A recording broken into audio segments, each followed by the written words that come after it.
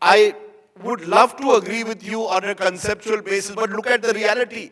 We are sitting in a place where not too far away, a few kilometers away, there were riots in February last year where identity was a question. People were targeted based on which religious group they belong to.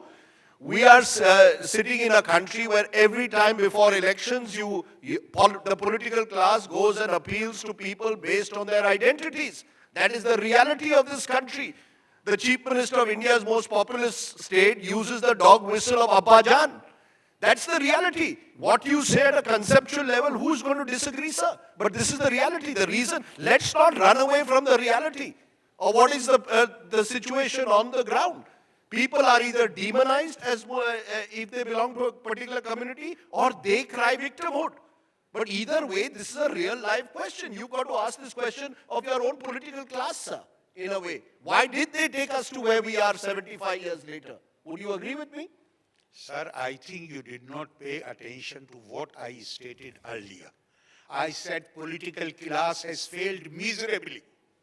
But it was the duty of the media, it is the duty of the media to question us. If we are not acting, we are not promoting the spirit of the Constitution. If we are not promoting the morality of the Constitution. Unfortunately, instead of asking me, you are promoting the same mindset. Sir, I don't practice... media, yes, just a minute. I don't practice vote bank politics. Your political class does. Don't blame the media. Do not shoot the messenger. Sir,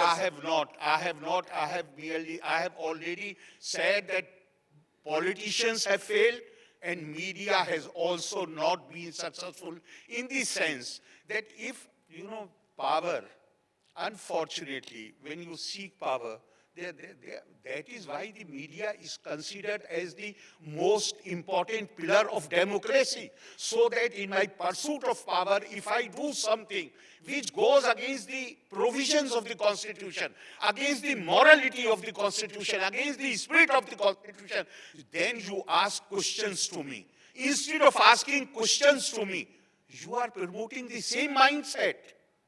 You are promoting the same discourse.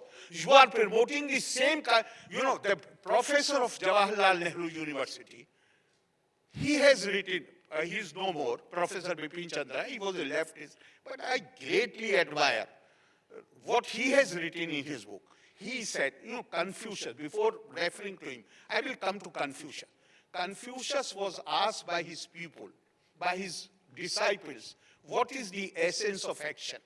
And Confucius said, choice of right words. His students were flabbergasted. What choice of right words has got to do with the essence of action? And Confucius replied back, he said, if you do not use the right words, it means you have no sense of the nature of the thing. If you do not have the sense of nature of thing, then you cannot analyze it properly. You cannot come up with a proper prescription for the solution of the problem. Likewise, the professor of JNU, he said, we must be careful in using the terms and terminology.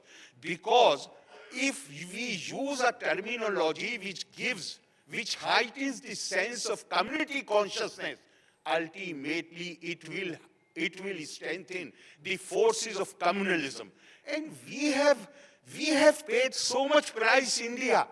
We have paid so much price for having that kind of mindset. We have to decide whether we want to fight that mindset or we want to promote that mindset. So